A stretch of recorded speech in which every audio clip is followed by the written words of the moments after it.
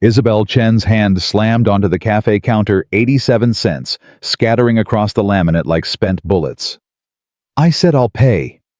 Her voice cracked too loud, drawing stares from every table. "Just one slice of bread. That's all I'm asking for." The counterman backed up, hands raised.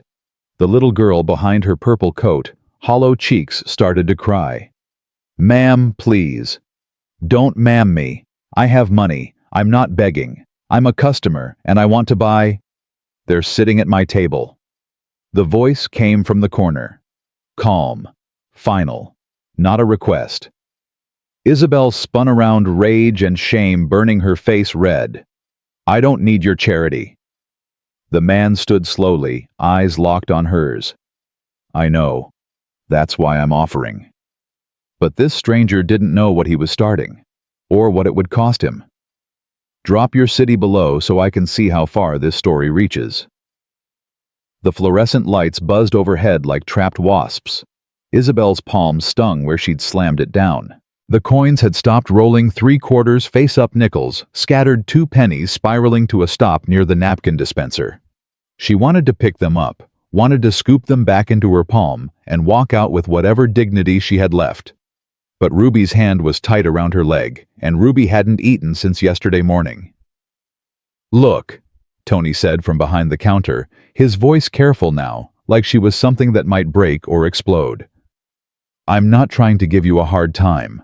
But we don't sell bread by the slice. That's not how it works here."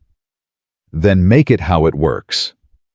Isabelle heard the edge in her voice. When had she become this person? "You have bread, I have money. That's how business works." "Lady, don't." The word came out like a slap. "Don't call me that." Ruby tugged at her coat. "Mommy, please don't be mad." The shame hit harder than hunger. Isabelle looked down at her daughter, 6 years old, drowning in a second-hand coat, trying to make herself smaller because Mommy was making a scene. "I'm not mad, baby.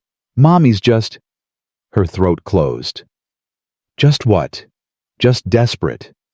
Just 3 days past pride. Just so damn tired of counting change in parking lots. Please sit down." The man from the corner was standing now 6 feet from her, hands loose at his sides.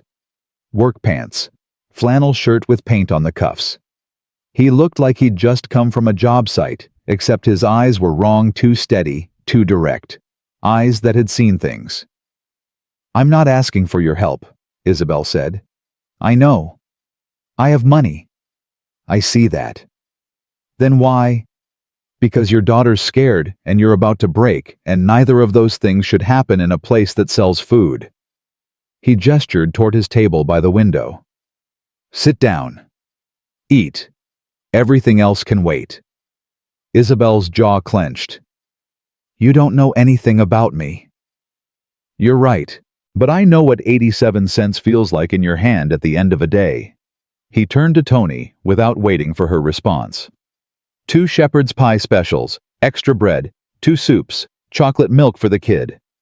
"You got it, Marcus." Marcus. So they knew each other. Regular, probably. Someone with money to burn on strangers. "I don't want your pity," Isabelle said. "Good, I'm not offering it." Marcus pulled out the chair across from him. "I'm offering a meal. There's a difference." Ruby's stomach growled loud enough to hear across 3 feet of linoleum. The sound cut through Isabelle's resistance like a blade through paper. "Please, Mommy," Ruby whispered. "I'm really hungry." And there it was. The moment pride became cruelty. The moment Isabelle had to choose between who she used to be and who she needed to be right now. She walked to the table. Ruby scrambled into the chair and Isabelle sat down across from Marcus, back straight, eyes burning. "I'm paying you back," she said. "If you want." "I will." "Okay." "I mean it." Marcus looked at her for a long moment, then pulled a napkin toward him and produced a pen. "What's your name?" "Why?" "Because I'm Marcus Holloway, and we're sharing a table, and it's strange not knowing who I'm eating with." Isabelle's hands twisted in her lap. "Isabelle, this is Ruby." "Hi, Ruby." Marcus spoke to her daughter like she was a person, not a prop. Do you like to draw? Ruby nodded, eyes huge. What do you draw? Houses. Ruby's voice was small. Purple ones. Marcus started sketching on the napkin. Why purple? Because houses should be happy colors. Daddy said buildings have feelings. Marcus's pen stopped, just for a second. Your daddy was right. What did he do? He made buildings for people. He was an architecture. Ruby stumbled on the word the way she always did. But he's in heaven now. The air went thin. Isabelle felt it, the shift, the way Marcus's face went still. I'm sorry, he said quietly. Don't be. Isabelle's voice was flat. Everyone's sorry. It doesn't change anything. Tony arrived with soup and bread. Ruby grabbed a roll before it hit the table, tore it in half, dunked it in the bowl, and shoved it in her mouth. The sound she made relief hunger need nearly broke Isabelle in half. She picked up her spoon. Her hand shook. How long has it been? Marcus asked. Since what? Since you've eaten something hot. Isabelle's jaw tightened. That's not your business. You're right, it's not. He went back to his sketch. Your husband, what kind of architecture did he do? Sustainable design, low-income housing. He believed... She stopped. Why was she telling him this? It doesn't matter. It matters. Not anymore. Marcus looked up. What was his name? Robert. Robert Chen. Isabelle took a spoonful of soup. It burned her tongue, and she welcomed the pain. Something to feel besides shame. He died 8 months ago. Construction accident. Insurance said it was negligence, refused to pay. We lost everything fighting them. Robert Chen. Marcus repeated it like he was tasting the syllables. Davidson and Associates. Isabelle's spoon stopped halfway to her mouth. How do you know that? Marcus set down his pen. The sketch on the napkin showed a small building, clean-lined solar panels, flowers in the corner. The kind of thing Robert used to draw on Sunday mornings. He was my mentor, Marcus said. 15 years ago. I was nobody, community college dropout working construction drawing buildings on my lunch break. Robert saw my notebook one day. Didn't laugh. Didn't tell me to stick to hammering nails. He sat down and talked to me for 2 hours about passive solar design and load-bearing walls. Marcus's voice went quiet. Then he helped me apply for a scholarship. Wrote my recommendation himself. Changed my life. Isabelle stared at him. Robert never told me he did that. He wouldn't have. That's who he was. Ruby had finished her soup and was working on her second roll, humming softly. Color was coming back to her cheeks. I tried to find him last year, Marcus said. I wanted to thank him. Tell him I'd made something out of what he taught me. But when I tracked down Davidson and Associates, he stopped. I'm sorry. I didn't know about the accident. Nobody knows. Isabelle's voice was bitter. One day you have a life. The next day you're counting quarters in a cafe begging for bread. You're not begging. That's exactly what I'm doing. No. Marcus leaned forward. Begging is when you've given up. You haven't. You're still fighting. There's a difference. Fighting for what I've applied to 47 jobs in 8 months. 47. You know how many interviews I've had? 3. You know why? Because once you've got a gap in your resume, once your address is a P.O. box instead of a real street. She stopped, breathing hard. I have a degree. I have experience. And none of it matters because I don't have a house. Tony brought the shepherd's pie. Ruby's eyes went wide. Where are you staying? Marcus asked. Isabelle's back went rigid. We're managing. That's not what I asked. It's none of your business. You're living in your car. Silence. Ruby stopped eating, looking between them. How did you... Isabelle started. Your hands. Marcus nodded toward them. The way you're holding the fork. Like you haven't used real silverware in a while. Your daughter's coat, good quality, but secondhand and too big. You're planning for her to grow into it because you can't afford to buy another one next year. And you asked for a slice of bread. Not a sandwich, not a meal. A slice. That's someone who's been hungry long enough to stop asking for what they want and start asking for what they think they can get. Isabelle's throat burned. Are you done profiling me? I'm not profiling. I'm recognizing. Marcus pushed his plate aside. When I was 9, my mother and I lived in her '94 Corolla for 8 months, broken heater, seats that didn't recline. We parked behind grocery stores and used McDonald's bathrooms at 5 a.m. before the manager who hated us came in. Ruby had stopped eating entirely now watching him. My mother worked 3 jobs, Marcus continued. Office cleaning during the day, waitressing at night, studying for her architecture degree in the car while I slept. His voice went rough. I used to wake up and hear her crying. Very quiet so I wouldn't know. But I always knew. What happened? Ruby asked softly. Marcus smiled at her. Someone helped us. An architect named Robert Davidson. He found my mother's sketches in a trash can she'd been cleaning his office. Drew, during her break, threw them away because she thought they were garbage. He tracked her down, gave her a job, a real job with benefits and housing assistance. Saved our lives. Isabelle felt something crack in her chest. What happened to her? She became a senior architect, worked at Davidson and Associates for 23 years, designed buildings all over New England. Marcus paused. She died last year. Cancer. But she died in her own home in her own bed with pictures of her buildings on the walls. She died with dignity. The café seemed to hold its breath. I'm sorry, Isabelle whispered. Don't be. She had a good life. Because one person saw her as more than a janitor with a kid. He saw what she could become. Marcus met Isabelle's eyes. Robert Chen did that. Your husband. He mentored dozens of young architects. Changed their lives, including mine. Tears burned Isabelle's eyes. She blinked them back hard. I don't know what you want from me, she said. Nothing. I want to tell you something. What? That whatever you're carrying, you don't have to carry it alone. That asking for help isn't failure, it's survival. And that your daughter deserves to see her mother eat. Isabelle looked down. Her plate was still half full. She'd been so focused on Ruby eating that she'd forgotten about herself. Mommy. Ruby pushed a piece of bread across the table. This one's for you. Something in Isabelle shattered. Not broke shattered. Like safety glass spiderwebbing into 1,000 tiny fractures. She picked up the bread, took a bite, tasted salt from tears she didn't remember shedding. They ate in silence. Outside, December darkness pressed against the windows. Inside, warmth worked its slow magic. When Tony brought the check, Marcus handed him a 50. Keep it. You sure that's... I'm sure. Isabelle carefully folded her napkin. Inside, she placed the 87 cents. Take it, she said, sliding it toward Marcus.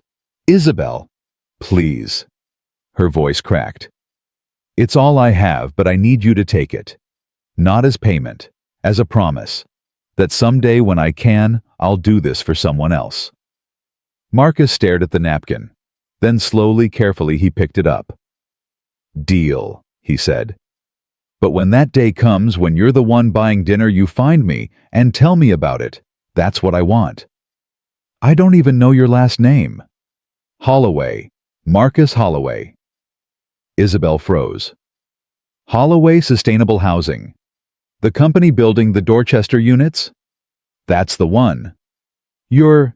She couldn't finish. The man in paint-stained pants was one of the biggest developers in New England.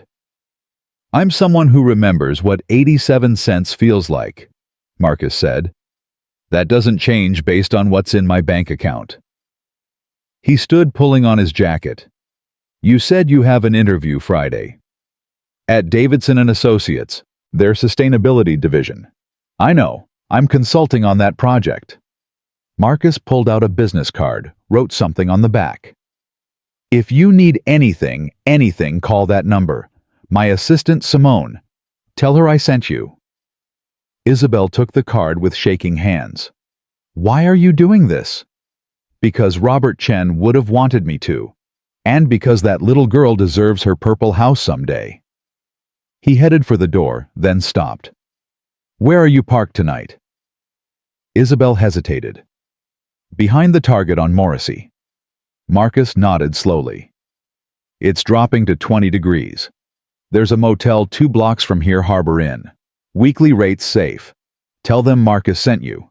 They'll give you the monthly rate paid weekly. First week's on me. I can't. After that, you'll have that job at Davidson's, and you can decide what comes next.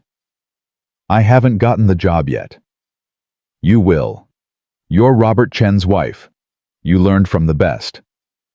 Marcus's voice softened. And more than that, you're a mother willing to ask for a slice of bread to feed her child. That kind of courage, that's what makes great architects. The best ones know what it's like to need shelter. He was gone before Isabelle could respond. Ruby tugged her sleeve.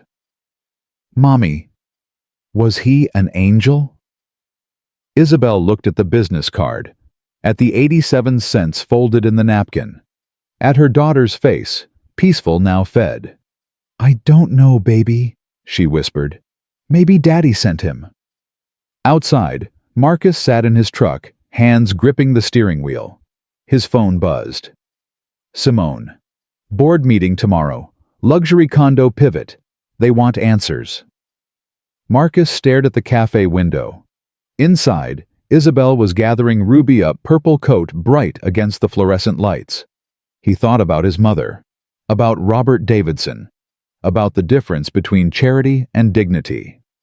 Then he texted back, cancel it, I have a better idea, and find me everything on Isabelle Chen, work history, portfolio, education, everything, by morning. Personal interest. Marcus watched Isabelle walk toward the Target parking lot. Mother and daughter silhouettes against the streetlights.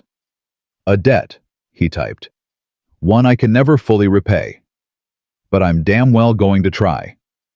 He started the truck. He had calls to make, plans to change, a board to convince that the right investment wasn't always the profitable one. His phone buzzed again. Marcus, what did you do? He looked at the napkin on his passenger seat. 87 cents inside. A promise. Something I should have done 20 years ago, he typed back. And something that's going to cost me everything if I'm wrong. But as he pulled onto the street heading toward his empty penthouse overlooking the harbor, he knew he wasn't wrong. Some debts couldn't be paid with money.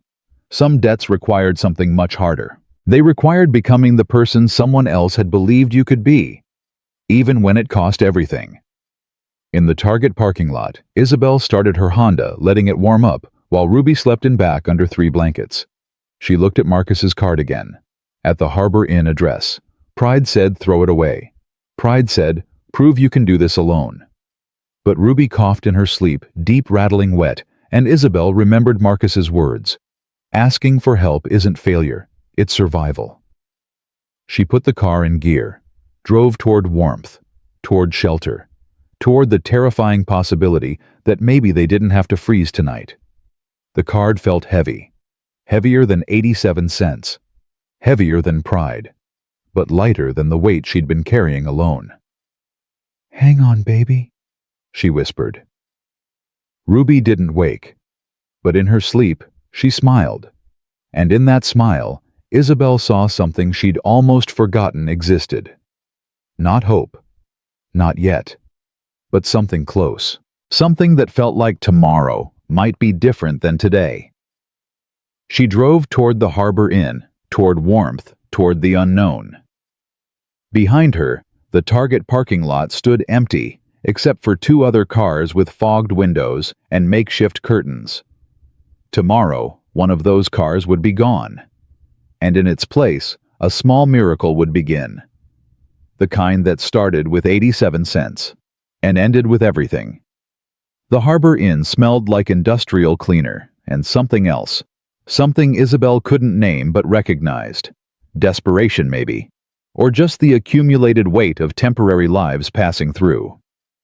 The night clerk barely looked up when she walked in, Ruby half asleep against her shoulder.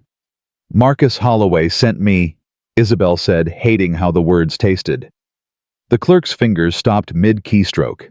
He looked up, then really looked, his eyes moving from her worn coat to Ruby's purple sleeves to the circles under Isabelle's eyes. Room 114, he said, sliding a key across the counter. Not a key card, an actual key. Weekly rate paid through Sunday. After that, you settle up directly or move on. How much is after Sunday? He repeated his tone, making it clear the conversation was over. The room was small. One bed, clean sheets, a bathroom with a door that closed. A heater that worked. Ruby was asleep before Isabelle got her shoes off. Isabelle sat on the edge of the bed, Marcus's card in her hand, and allowed herself exactly 2 minutes to cry. Then she washed her face in the bathroom sink, set her phone alarm for 6 a.m., and lay down next to her daughter. For the first time in 3 months, she slept through the night. Morning came hard and bright. Ruby was already awake, sitting cross-legged on the bed, drawing on the back of a receipt with a pen from Isabelle's purse. "Mommy, look." She held up the paper. A purple house with windows like eyes. "It's happy." Isabelle pulled her close. "It is, baby. It really is." "Can we stay here forever?" "Not forever, but for now." "How long is now?" Isabelle didn't have an answer for that. Her phone rang at 8:30. Unknown number. Ms. Chen. A woman's voice, professional, warm. "This is Simone Park, calling from Holloway Sustainable Housing. Mr. Holloway asked me to reach out regarding your interview Friday with Davidson and Associates." Isabelle's stomach dropped.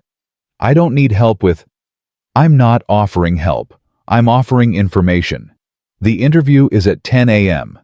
You'll meet with 3 people: Patricia Vance, head of sustainability, James Morton, senior architect, and Sarah Chen, no relation. I asked who handles community outreach. They're looking for someone who understands design as social infrastructure. They want ideas, not just credentials." Isabelle sat down slowly on the bed. "Why are you telling me this?" "Because Mr. Holloway said you were Robert Chen's wife, and Robert Chen was the reason Mr. Holloway's mother didn't die homeless." Simone's voice softened. "And because I was the kid whose single mom got a job from Robert Davidson 30 years ago. We take care of our own. That's how this works." The line went quiet for a moment. "I don't want charity," Isabelle said. "Then don't accept it. Show up Friday and earn it. But show up knowing what they're looking for, because the playing field sure as hell isn't level, and we both know it." Why would Mr. Holloway, why would he do this? You'd have to ask him that. But if I had to guess, because he remembers what it's like to be the person on the outside looking in, and he's spent 20 years making sure he's the one opening doors. Simone paused. "Your interview's in 3 days. If you need anything, childcare, transportation, interview clothes, you call me. Not as charity, as infrastructure. The same way you'd use a library or a public park." "I don't even know you." "You don't have to. You just have to show up." The call ended. Isabelle stared at the phone. Ruby was watching her. "Was that the sandwich man?" "No, baby. Someone who works for him." "Is he magic?" "I don't know what he is." But 3 days later, standing outside Davidson and Associates in a blazer, Simone had messengered over, "Sample from a photo shoot, didn't fit the model, yours now." Isabelle thought maybe Ruby was right. The interview lasted 90 minutes. Patricia Vance was sharp, direct, asked questions about thermal mass and passive cooling that made Isabelle's brain hurt in the best way. James Morton was older, careful, kept circling back to one question. How do you design for dignity when you're working with a budget that assumes poverty? Sarah Chen, actually no relation, which should have been funny, but wasn't asked the question that mattered. Why do you want this job? Isabelle could have lied. Could have talked about career trajectory and professional development and sustainable design philosophy. Instead, she said, Because 3 days ago, I tried to buy one slice of bread with 87 cents, and a stranger stopped me from having to beg for it. And I realized something. Architecture isn't about buildings. It's about whether people have to beg for dignity, or whether we build it into the foundation. The room went very quiet. My husband was Robert Chen, Isabelle continued. He died 8 months ago.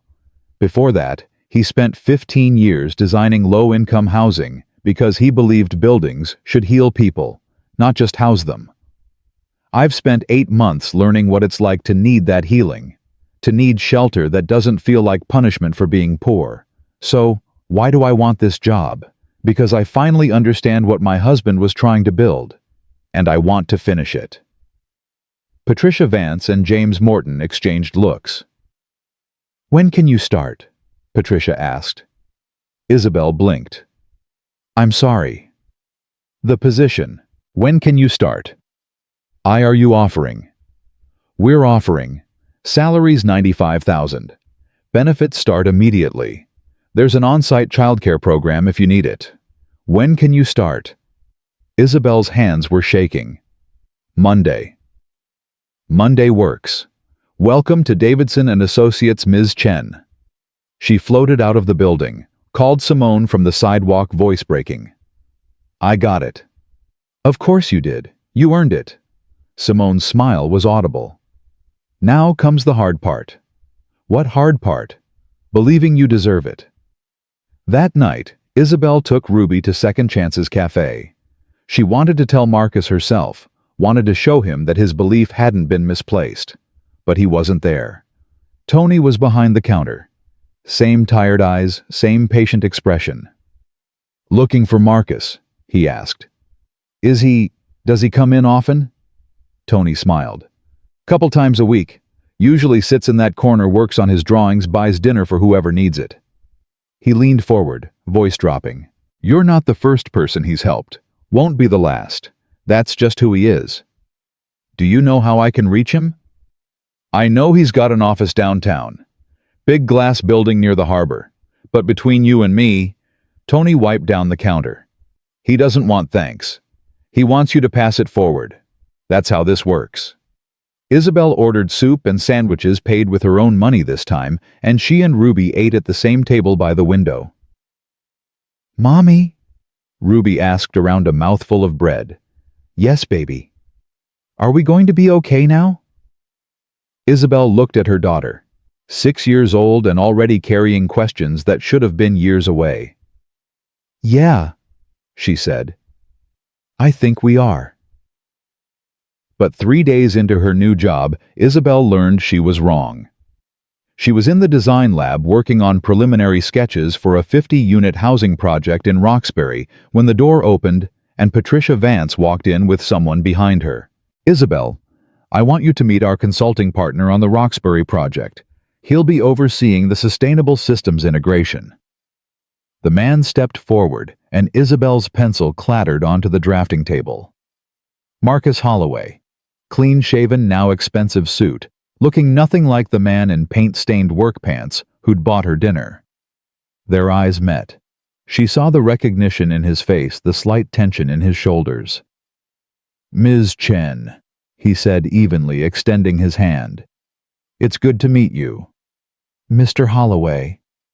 Her voice sounded strange in her own ears. Patricia was already moving toward the door. I'll let you two discuss the project parameters. Marcus, she's brilliant. You're going to love working with her. The door closed. Silence pressed down like a physical weight. You knew, Isabelle said finally. You knew they were going to hire me.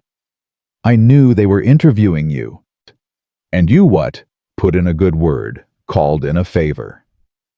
I told Patricia that Robert Chen's widow had applied and that Robert was one of the best architects I'd ever met. That's all. That's all. Isabelle's voice was rising. You manipulated this entire thing. The interview, the job, all of it. I made sure your resume didn't get lost in a pile. What you did in that interview room, what you're doing here right now, that's all you. I don't believe you. Marcus's jaw tightened. Then don't. But look at your work. He gestured at the sketches on her table. Look at what you're designing. That's not charity. That's talent. Talent you gave me access to because you felt guilty about my husband. I gave you access because you deserved it. Because Robert deserved it. Because... He stopped, took a breath. Because 23 years ago, someone gave my mother a chance she didn't think she deserved, and it saved both our lives. I'm not going to apologize for doing the same thing. This isn't the same thing. Isn't it? Isabelle grabbed her coat. I need some air. Isabelle, don't. Just don't. She was out the door before he could finish. The elevator ride down felt endless. Her hands were shaking, her breath coming in short gasps. She'd been so stupid, so naive. Thinking she'd earned this on merit, thinking she'd proven something. She was someone's charity case. Again. The lobby doors opened and she nearly collided with a woman coming in mid-50s, elegant, carrying a leather portfolio. I'm sorry, Isabelle stammered. The woman steadied her. You okay? Fine, I'm fine. You look like you're about to either cry or punch something. The woman's eyes were kind. I've worn both those expressions, usually in this building. Despite herself, Isabelle almost smiled. That obvious? Only to someone who's been there. The woman extended her hand. Diana Reeves. I'm a contractor. I work with Davidson on the structural systems. Isabelle Chen. I just started in the design department. Diana's expression shifted. Chen, as in Robert Chen. You knew him. Knew him. He's the reason I have a career. 20 years ago, I was a single mother with a GED trying to get into a construction apprenticeship program. Every door was closed. Robert found out I was cleaning his office at night, saw my application materials in my bag. Next thing I knew, he'd made some calls, and I was in the program. Diana's eyes misted. I'm so sorry about what happened to him. Isabelle felt something crack open in her chest. He did that. He helped you. He helped dozens of people. That's who Robert was. He saw potential where other people saw problems. Diana studied her. Why are you surprised? Because I'm learning that maybe I didn't know my husband as well as I thought I did. Or maybe I knew him, but I didn't understand what he was doing. What do you mean?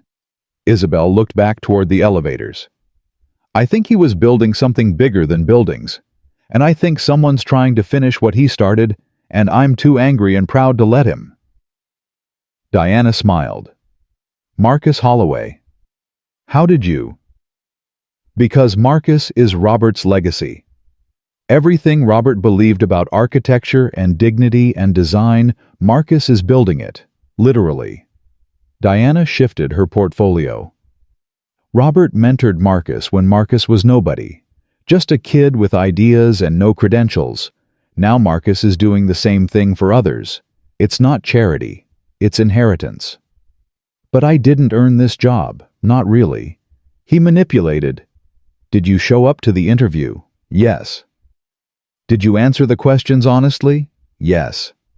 Did they offer you the job before or after you told them about trying to buy bread with 87 cents? Isabelle stopped. After. Then you earned it.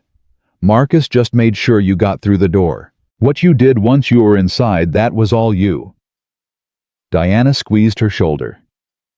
Don't mistake access for charity. They're not the same thing. Then what's the difference? Charity makes you grateful. Access makes you powerful. Which one do you feel? Isabelle didn't have an answer. She went back upstairs 20 minutes later. Marcus was still in the design lab looking at her sketches, making notes in the margins. I'm sorry, she said from the doorway. He looked up. You don't owe me an apology.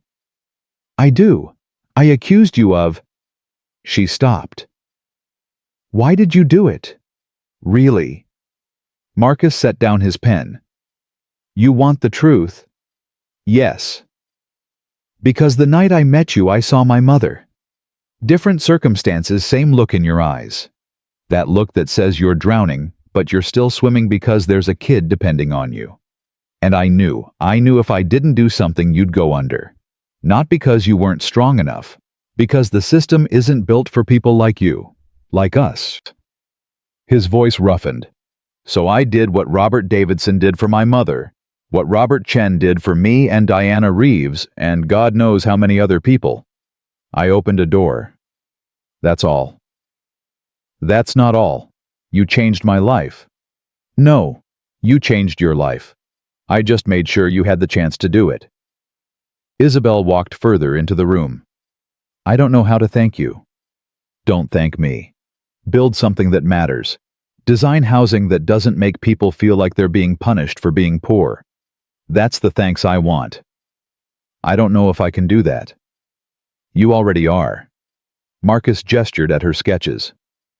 This design, the way you've oriented the units to maximize natural light, the community spaces that don't feel institutional, the dignity in every line, Robert would have been proud.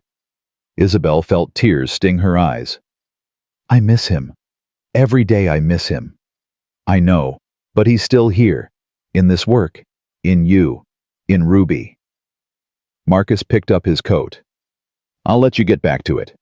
And Isabelle, yeah, your daughter asked me if I was magic. I'm not, but maybe Robert was, because everything he touched turned into something better than it was before, including you, including me. He left. Isabelle stood alone in the design lab, looking at her sketches, seeing them differently now. Not as charity, as inheritance. That night she took Ruby to the small apartment they'd rented, one bedroom, nothing fancy, but it was theirs, and pulled out Robert's old sketchbooks. She'd packed them away months ago, too painful to look at. Now she opened them one by one and saw what she'd missed before. Notes in the margins, names, phone numbers. Follow up with Maria about apprenticeship. Call back about Diana's contractor license. Scholarship deadline for Marcus, don't forget. Page after page of lives intersecting with her husband's pencil lines. People she'd never known about. Doors he'd opened quietly, without fanfare, without credit. Ruby, she called softly. Her daughter came padding out of the bedroom in her pajamas. Yes, Mommy. I want to tell you something about your daddy. Something I just figured out. Ruby climbed into her lap. Your daddy built houses, Isabelle said. But that's not all he built. He built bridges. Between people who had chances and people who needed them. He built doors where there weren't any before. And he built something else too. What? A legacy. Do you know what that means? Ruby shook her head. It means something that keeps going even after you're gone. Something that grows bigger than you ever were. Isabelle held her close. Your daddy's legacy is still growing. In Marcus, in Diana, in me, in all the people he helped. And someday when you're bigger, it'll be in you too. Will I build houses? Maybe. Or maybe you'll build something else. But whatever you build, you'll do it the way Daddy taught us, with kindness and doors that open for everyone. Ruby yawned. I like doors. Isabelle smiled through tears. Me too, baby. Me too. 3 weeks later, Isabelle was working late on the Roxbury project when her phone rang. Ruby's preschool. Ms. Chen, I'm so sorry to bother you, but Ruby's running a fever and she's coughing quite a bit. Can you come get her? Isabelle was in her car within 5 minutes. But when she got to the preschool, Ruby wasn't just coughing. She was struggling to breathe, each inhale a wet, rattling sound that made Isabelle's blood freeze. How long has she been like this? Isabelle demanded. It got bad in the last hour. We called as soon as we noticed. Isabelle didn't wait for the rest. She scooped Ruby up and drove straight to the emergency room, Ruby's burning forehead against her shoulder. Each breath, a labor. 4 hours later, sitting in a hospital room while Ruby slept under oxygen, a doctor delivered the verdict: pneumonia. Severe. Ruby needed to be admitted for at least 3 days, maybe more. Do you have insurance? The administrator asked, clipboard in hand. Yes, through my employer, but I just started 3 weeks ago. I don't know if... Let me check. The woman typed on her computer, frowned, typed more. It says here your coverage was backdated to your start date and includes full dependent coverage with no waiting period. You're fully covered. Isabelle stared at her. That's not standard. It is for Davidson and Associates apparently. Must be nice to work for a company with decent benefits. Isabelle's hands were shaking. She knew exactly why her coverage was so comprehensive. She knew who had made sure of it. At 11 p.m., sitting beside Ruby's hospital bed, her phone buzzed. Marcus. Simone told me. How is she? Isabelle's voice cracked. She's okay. They're treating her. She'll be okay. Good. That's good. Marcus. Yeah. Thank you. For the insurance. For everything. Silence on the line. Then, you're welcome. But Isabelle. Yeah. That insurance. That's not me doing you a favor. That's your employer taking care of their employees like they should. Don't thank me for something that should be standard. But it's not standard, and we both know it. I know, but it should be. And until it is, I'm going to keep making sure it happens for as many people as I can. He paused. Get some rest. Ruby needs you strong. Marcus. Yeah. Why are you really doing this? The truth. Long silence. Then quietly. Because my mother died of cancer. She caught too late because she couldn't afford regular checkups. Because she worked herself into the ground to give me opportunities. And by the time she could afford to take care of herself, it was too late. Because every time I see a kid with a sick parent, or a parent with a sick kid, I see us. And if I can spare even one person that pain... His voice broke. Then maybe it means something. Maybe she didn't die for nothing. Isabelle closed her eyes. I'm sorry. Don't be. Just take care of your daughter. And when she's better, take care of yourself. That's what Robert would want. The line went dead. Ruby stirred in her sleep, coughed once, then settled. Her breathing was easier already. The oxygen was working. Isabelle held her daughter's hand and thought about inheritance. About debts that couldn't be paid, only passed forward. About doors that opened for strangers and bridges built between people who'd never meet. About magic that wasn't magic at all. Just people who remembered what it was like to drown, throwing life preservers to others still swimming. One slice of bread at a time. Ruby came home from the hospital on a Thursday, pale but breathing easier, clutching a stuffed rabbit the nurses had given her. Isabelle carried her up the stairs to their apartment, each step feeling like a small victory. Mommy, I'm hungry. What do you want, baby? Soup, like at the Sandwich Man's restaurant. Isabelle smiled. I think I can manage that. But when she opened the apartment door, she found 3 bags of groceries sitting outside. No note.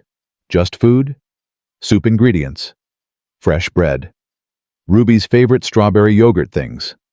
Isabelle hadn't mentioned to anyone. Her phone buzzed. Simone. Before you called to yell at him, it wasn't Marcus. It was me. And Diana. And about 6 other people from Davidson who heard Ruby was sick. We take care of our own. Get used to it. Isabelle stared at the bags, throat tight. I don't know what to say.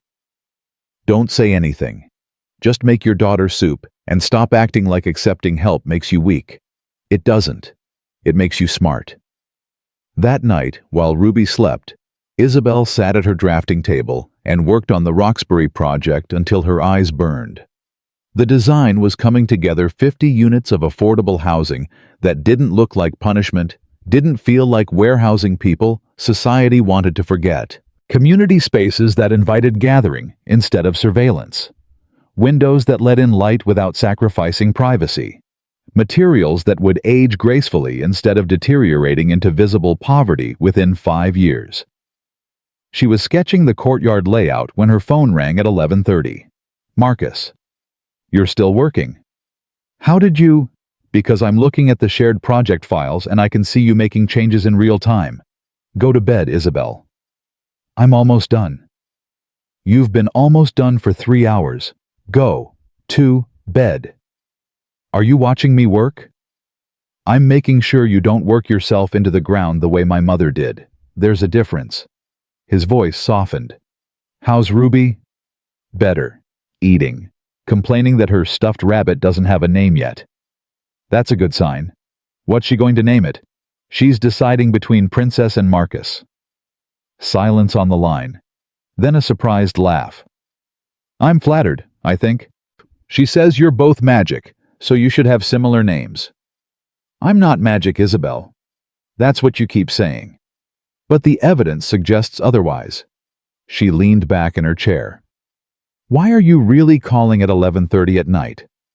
Because I need to tell you something, and I've been putting it off for 3 weeks. Her stomach dropped. What? The board is pushing to pivot the Roxbury project. They want luxury condos instead of affordable housing. Better profit margins. They're voting on it Monday. Isabelle's hand tightened on the phone. They can't do that. We've already. They can do whatever they want. I'm just a consultant. I don't have voting power.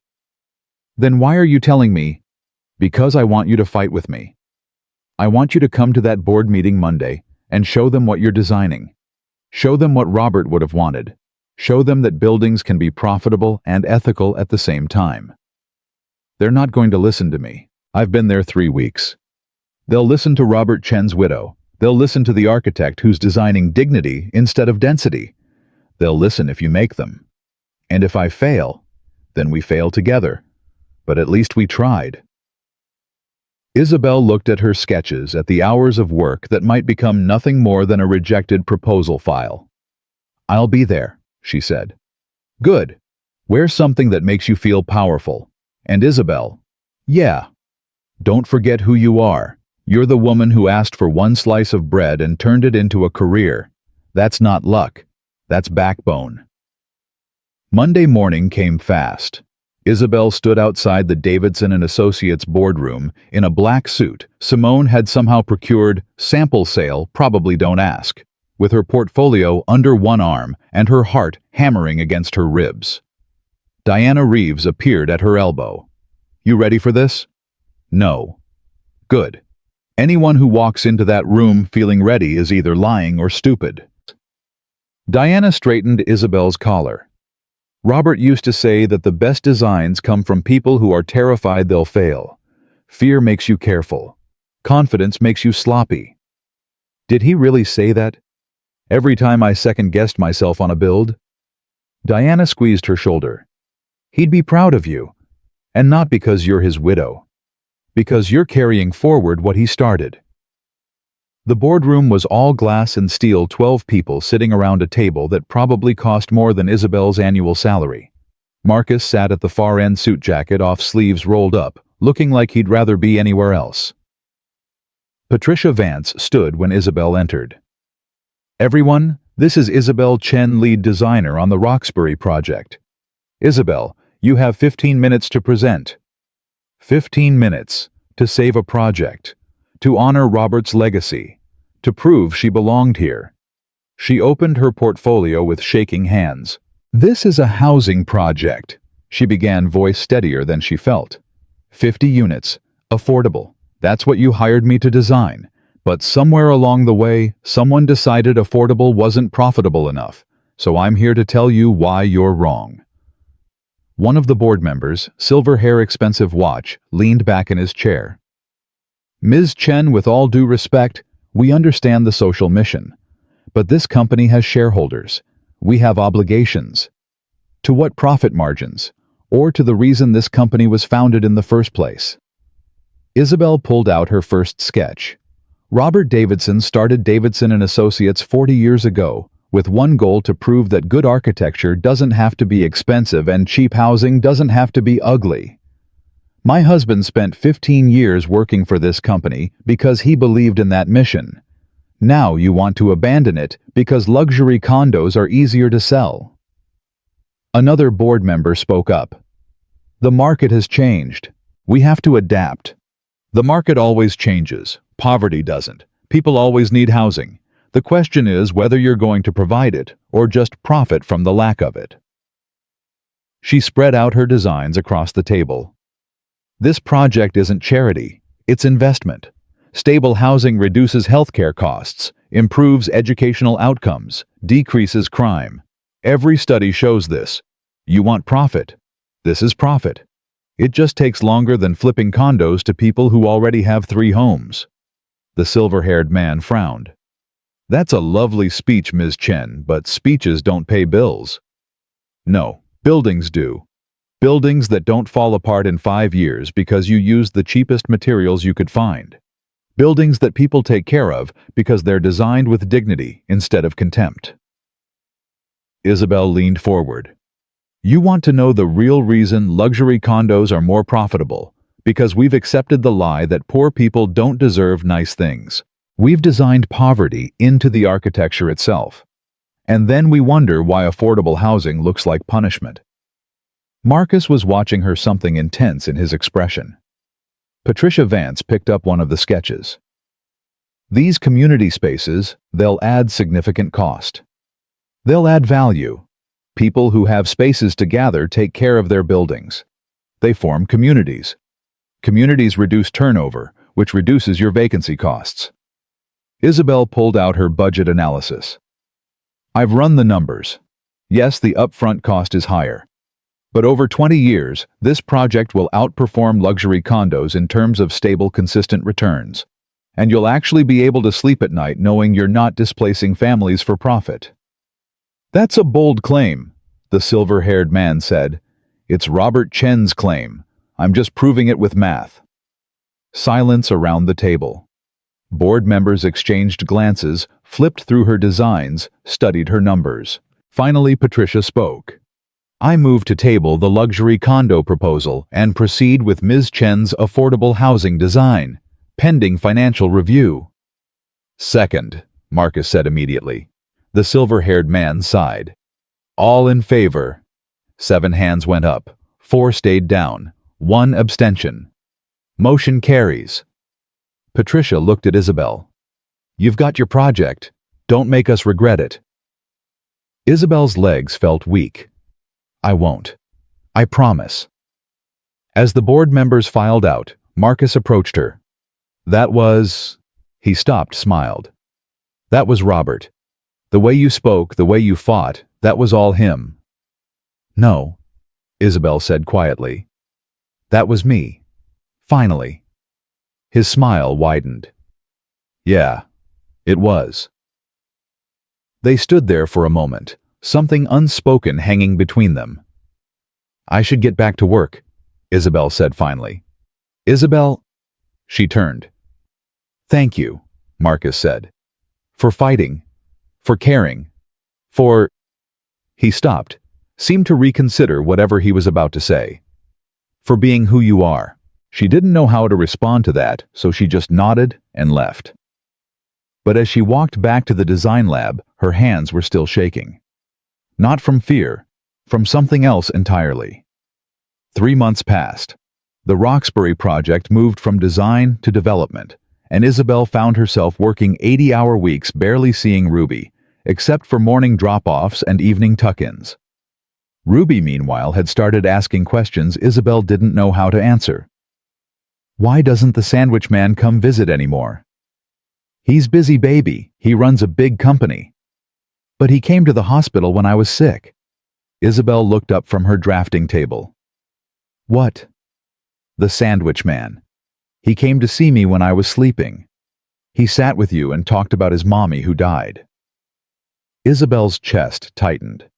She remembered that conversation, remembered Marcus showing up at 2 a.m. with coffee, sitting in the dark hospital room, talking about loss and legacy and all the things they couldn't fix.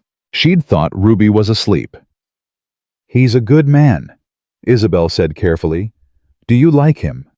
Of course I like him. He's been very kind to us. No, Mommy. Do you like him? Like how Daddy liked you? Isabelle's pencil froze mid-stroke. That's Ruby, it's not... Because I think he likes you. He looks at you the way Daddy used to, like you're the most important person in the whole room.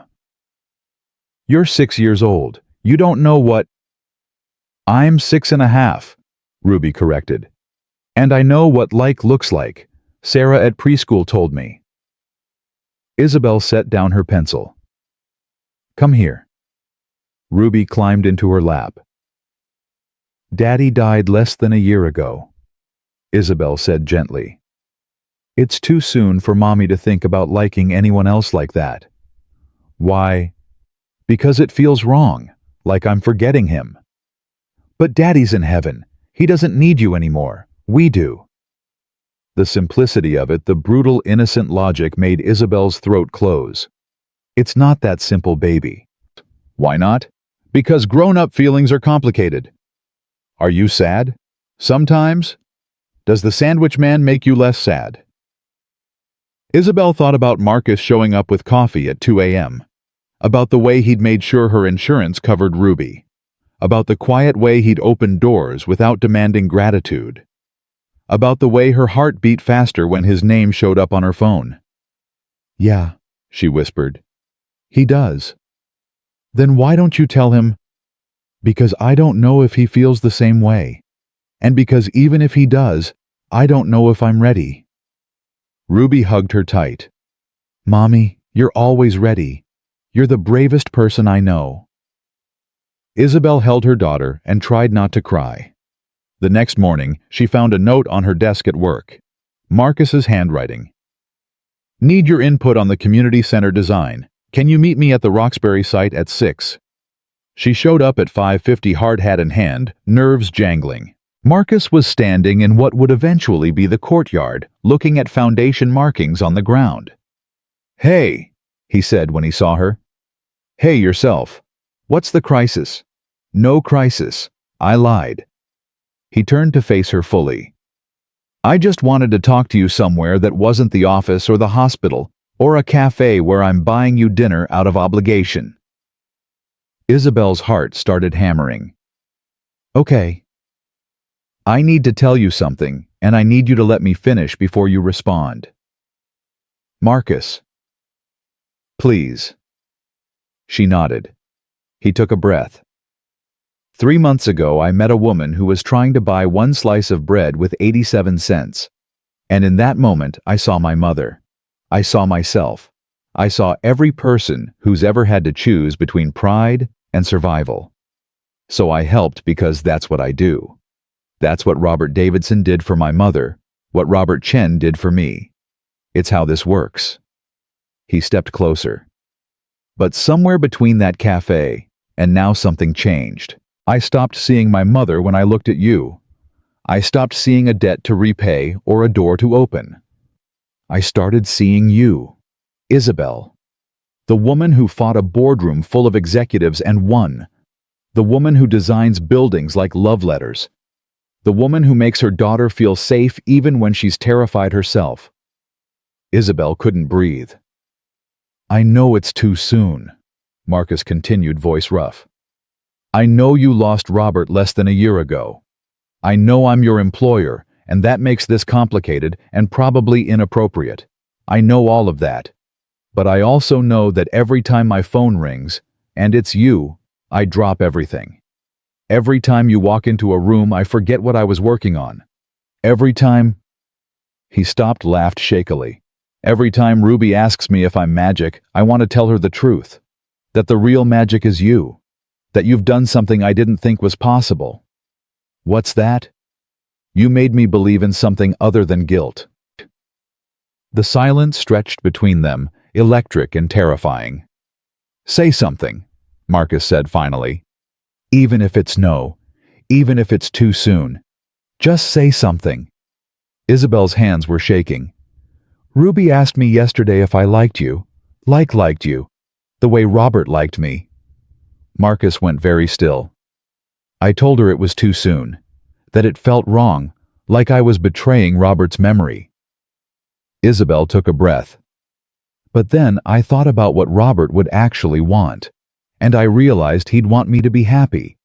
He'd want Ruby to have someone in her life who shows up at 2 a.m. with coffee and makes sure we have health insurance and teaches her that buildings can heal people. Isabelle, I'm not ready, she said quickly. I'm not ready to call this anything, or define what it is, or make promises I might not be able to keep. But, she met his eyes. But I like you too, and that terrifies me more than any boardroom ever could. Marcus closed the distance between them in 2 steps. His hands came up to cup her face, thumbs brushing her cheekbones. We'll go slow, he said softly. As slow as you need. No pressure, no expectations. Just this. Whatever this is. What if I hurt you? Then you hurt me, and I'll survive. Because having you in my life in any capacity is worth the risk. What if I'm never ready? Then we'll be friends who occasionally meet at construction sites to talk about architecture and feelings. I can live with that. What I can't live with is not telling you the truth. Isabelle leaned her forehead against his. This is a bad idea. Probably. We work together. Terrible conflict of interest. Ruby will have opinions. Oh, absolutely. Very strong ones, I suspect. She'll probably try to plan our wedding before we even go on a date. Marcus laughed. She and I will have to have a serious talk about patience. They stood there, foreheads touching, breathing the same air, not quite kissing, but not quite not kissing either. Marcus. Yeah. Thank you for being patient with me. Thank you for being brave enough to tell me the truth. She pulled back slightly, looked at him. What happens now? Now we go finish saving this housing project. And then, maybe if you're free Saturday, I take you and Ruby to the aquarium. As friends. Who like each other. Ruby will read way too much into that. Ruby's a smart kid, she probably should. Isabelle laughed, surprised by the sound of it. When was the last time she'd laughed like that? Really laughed without grief, shadowing the edges. Okay, she said. Saturday, the aquarium. But you're buying the tickets because I bought dinner last week. Deal. They walked back to their cars together, not holding hands, but close enough that their shoulders brushed. Isabelle drove home with something warm and terrifying blooming in her chest. She found Ruby already in pajamas, being watched by their neighbor, Mrs. Kowalski. How was she? Isabelle asked, paying the neighbor. Perfect angel, as always. Although she did ask me approximately 47 questions about whether boys can like girls who they're not married to yet. I suspect someone's been thinking about romance. Isabelle groaned. I'm so sorry. Mrs. Kowalski smiled. Don't be. It's sweet. She clearly adores whoever this mystery man is. After the neighbor left, Isabelle found Ruby in bed staring at the ceiling. What are you doing, baby? Thinking about Saturday. Isabelle froze. How do you know about Saturday? Because Mr. Marcus texted you while you were talking to Mrs. Kowalski, and I maybe looked at your phone. Just a little bit. By accident. Ruby Chen, we've talked about this. Are we going to the aquarium with him? Isabelle sighed. Yes. Ruby sat bolt upright. Really? You said yes. I said yes. Is he your boyfriend now? No. We're friends, who might someday be more than friends. But right now, we're taking it slow. Ruby considered this seriously. How slow? Very slow. Like turtle slow. I like turtles. They're good at taking their time. Ruby lay back down. Mommy? Yes. I'm glad you're not sad all the time anymore. Isabelle's throat closed. She kissed Ruby's forehead. Me too, baby. Me too. That night, alone in her room, Isabelle pulled out Robert's old sketchbook. She hadn't looked at it in weeks, too afraid of what she might feel. But now she opened it carefully and found a page near the end dated 3 days before his accident. His handwriting rushed but readable. Met a young contractor today. Single mom struggling. Reminded me of why I do this. Why we do this. Buildings aren't the point. People are. Always people. Below it, he'd sketched a small house with exaggerated windows. Windows like eyes watching over the people coming home. The exact thing Ruby had described to Marcus 3 months ago. Isabelle traced the sketch with her finger. "Thank you," she whispered to the empty room, "for teaching me what matters, for showing me how to see, for—" Her voice broke. "For sending him to us, I think. I don't know if that's how it works, but if you had anything to do with it, thank you." The room stayed quiet, but somehow Isabelle felt less alone. Saturday came bright and cold. Marcus picked them up in his truck, not the luxury car Isabelle knew he owned, but the same paint-stained work truck from that first night. Ruby climbed into the back seat, clutching her stuffed rabbit, practically vibrating with excitement. "Good morning, Ruby," Marcus said, smiling at her in the rearview mirror. "Good morning, Mr. Marcus. Did you know that sea turtles can live to be over 100 years old? I did not know that. It's because they take things slow, like Mommy says we should." Marcus's eyes met Isabelle's. They both fought smiles. The aquarium was crowded loud, full of children's laughter and the blue-green glow of massive tanks. Ruby ran from exhibit to exhibit, pointing out fish, asking questions neither adult could answer. Marcus and Isabelle walked behind her close, but not touching, aware of every inch of space between them. "She's happy," Marcus observed. "She is. I haven't seen her like this since—" Isabelle stopped. "Since before." "You're doing a good job with her." "I'm doing my best. Some days that feels like enough. Some days it doesn't." Marcus's hand brushed hers, just barely, just enough. "That's called being a parent, from what I've heard." "Your mom raised you alone." "She did. And there were days she barely kept it together. Days she cried in the bathroom so I wouldn't hear. Days she fed me and didn't eat herself." He watched Ruby press her face against the jellyfish tank. "But she showed up, every single day, no matter how hard it was. That's what mattered, not perfection, presence. Is that why you do this?" "The housing project's the helping people because of her. Partly, but also because—" He paused. "Because I spent 9 years watching my mother suffer, because the world wasn't built for people like us. And I realized I had 2 choices. I could be angry about it, or I could fix it. I chose fixing." "By opening doors." "By opening doors," he agreed. "One at a time. Until there are so many open doors that nobody has to sleep in their car anymore. Nobody has to count change for bread. Nobody has to choose between food and rent."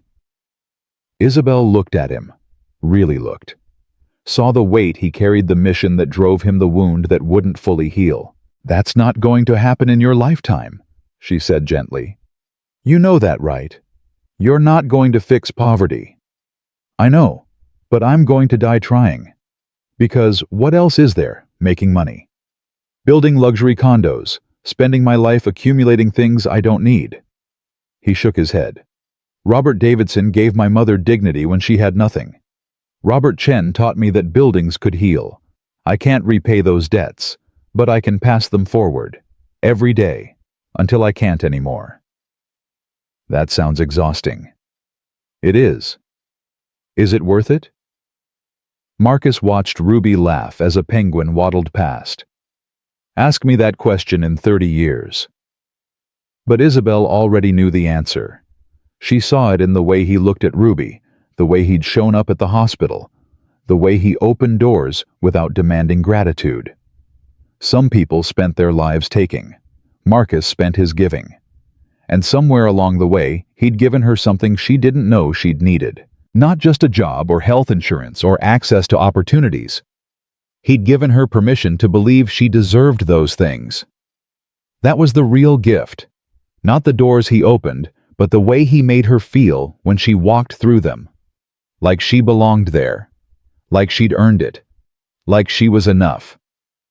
They spent 4 hours at the aquarium. Ruby fell asleep in the truck on the way home, clutching her rabbit, exhausted and happy. Marcus carried her upstairs, while Isabelle unlocked the apartment. He laid Ruby in her bed, pulled the covers up, and stepped back. "Thank you," Isabelle whispered in the doorway. "For today. For everything. Thank you for letting me be part of it." Marcus moved past her into the living room but stopped before leaving. Isabelle. Yeah? This. He gestured between them. This thing we're not defining yet. I want you to know I'm serious about going slow, whatever pace you need, but I also want you to know. He paused. I'm not going anywhere. I'm here, for as long as you'll let me be. Isabelle's breath caught. What if I'm never ready for more than this? Then I'll spend the rest of my life taking you and Ruby to aquariums and pretending I don't notice that I'm completely in love with both of you. The words hung in the air like dropped stones. Marcus. I know. Too soon. Too much. I'm sorry. I needed you to know. That's all. He moved toward the door. I'll see you Monday at work. Wait. He turned. Isabelle crossed the room, stood on her toes, and kissed his cheek. Just once. Just briefly. Thank you, she whispered, for being patient, for being honest, for being you. Marcus's hand came up, fingertips brushing her jaw. Take your time, Isabelle. I'll still be here. Then he was gone, and Isabelle stood alone in her apartment, heart-pounding, terrified, and exhilarated in equal measure. From the bedroom, Ruby's sleepy voice. Did you kiss him, Mommy? Go to sleep, Ruby. But did you? Not the way you mean. But someday. Isabelle leaned against the door, smiling despite herself. Maybe someday. Good, Ruby said, because I think Daddy would like him. And somehow Isabelle thought that might actually be true. The call came at 6:43 on a Tuesday morning. Isabelle was making Ruby's lunch, still half asleep, when her phone lit up with Patricia Vance's name. Turn on the news, Patricia said without preamble. Channel 7, now. Isabelle fumbled for the remote. The television flickered to life, and her stomach dropped. Breaking news this morning as allegations surface against prominent developer Marcus Holloway, CEO of Holloway Sustainable Housing. A former employee has filed a lawsuit claiming Holloway engaged in discriminatory hiring practices, specifically alleging he shows preferential treatment to individuals based on personal relationships rather than qualifications. The screen cut to a press conference. A woman Isabelle didn't recognize stood at a podium flanked by two lawyers. Mr. Holloway has built his reputation on helping the disadvantaged. The woman said, her voice steady and rehearsed. But the truth is he plays favorites. He manipulates hiring processes to benefit people he's personally invested in regardless of their actual qualifications. I was passed over for a promotion 3 times while watching him install friends and acquaintances in positions they didn't earn. This isn't charity. It's nepotism dressed up as social justice. Isabelle's hands went numb. Mommy! Ruby appeared in the doorway. Why is the TV talking about Mr. Marcus? Isabelle turned it off. Go brush your teeth, baby. But... Now, Ruby. The phone rang again. Simone this time. Don't panic, Simone said. Too late. Marcus didn't do anything wrong. This woman, Jennifer Carver, she's been gunning for him for 2 years. She was fired for falsifying expense reports, not for being passed over. She's using the lawsuit to destroy him, Isabelle finished. And she's going to use me as evidence. Silence on the line. That's what this is about, isn't it? Isabelle's voice was shaking. She's going to point to me. Robert Chen's widow, no job for 8 months, then suddenly hired at a company Marcus consults for. She's going to say he manipulated my hiring to sleep with me. Feel good about himself. What's the narrative? Isabelle. Tell me the truth, Simone. Am I the smoking gun that takes him down? More silence, then quietly. You're one of several examples she's citing. But yes, you're the most visible one. Isabelle sat down hard on the couch. I need to talk to him. He's with lawyers right now. He said not to call you, didn't want you dragged into...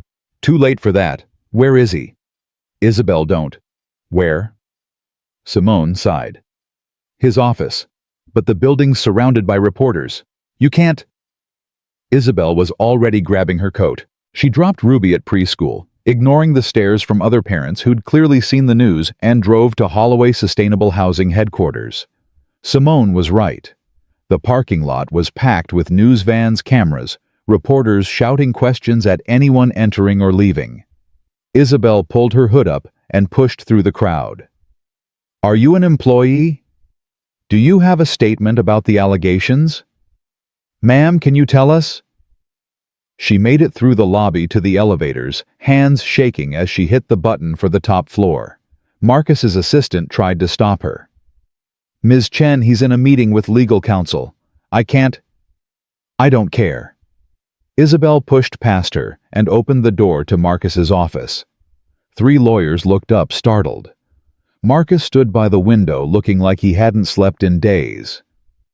"Isabelle," his voice was rough, "you shouldn't be here." "Everyone out," Isabelle said to the lawyers. "Ms. Chen, we're in the middle of out now." Something in her voice made them move. The door closed, leaving her alone with Marcus. "Tell me the truth," she said. "Did you manipulate my hiring?" "No." "Did you call Patricia Vance before my interview?" Marcus's jaw tightened. "I told her you were Robert Chen's widow, that Robert had been my mentor. That was all." "That was all, Marcus. That's everything. That's—" She stopped breathing hard. "You put your thumb on the scale. You gave me an advantage other applicants didn't have. I gave you access. What you did with it was all you. That's not how it's going to look. That's not how it looks right now, with my face about to be plastered all over the news as the charity case who slept her way into a job." "Don't say that." "Why not? That's what they're going to say. That's what Jennifer Carver is already saying." Marcus moved toward her.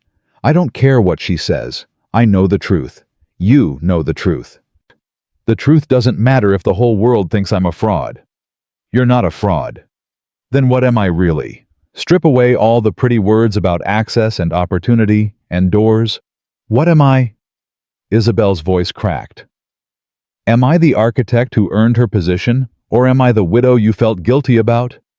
Am I here because I'm talented, or because my husband saved your life 15 years ago and you couldn't live with yourself if you didn't return the favor?" "Both." The word hung between them like a slap. "Both." Marcus repeated quieter. "You're talented. Brilliant, actually. Your designs are better than half the senior architects at Davidson. But would your resume have made it to Patricia's desk without my call? Probably not. Would you have gotten the interview? Maybe. Would you have gotten the job?" He paused. "I think so, but I didn't want to take that chance. So yes, I put my finger on the scale. I made sure you got through the door, and I'd do it again." Isabelle felt tears burning. "You just destroyed everything I've worked for." "No, Jennifer Carver is trying to destroy what I've worked for. You're collateral damage. And I'm sorry for that. I'm so sorry. But I won't apologize for helping you. I won't apologize for believing in you when the system wouldn't. Even if it costs you your company. Even then. That's insane. Maybe. Or maybe it's the only thing that matters. Maybe changing one life is worth more than a billion-dollar company built on half measures and compromises." Marcus's voice went rough. "My mother died believing her life mattered because one person saw her potential. I'm not going to stand here and apologize for doing the same thing. Not to Jennifer Carver, not to the board, not even to you." Isabelle stared at him. "What if I quit? What if I walk away, issue a statement saying I resign, that I recognize my hiring was inappropriate? Don't you dare." It would help. It would show. It would show that they won. That one false accusation is enough to make you doubt everything you've earned. That poverty and grief disqualify you from opportunities wealthy people take for granted. Marcus closed the distance between them. "You want to know the real reason Jennifer Carver is doing this. It's not because I hired you. It's because the world she understands, the world where connections only matter if you went to the right schools and know the right people, that world is dying, and people like you and me, we're killing it, one open door at a time. I'm not killing anything. I'm just trying to survive. No, you're doing more than that. You stood in front of a board and told them poverty isn't a design feature. You're building housing that treats people with dignity. You're showing your daughter that asking for help isn't weakness. His voice softened. You're brave, Isabelle. Braver than I'll ever be.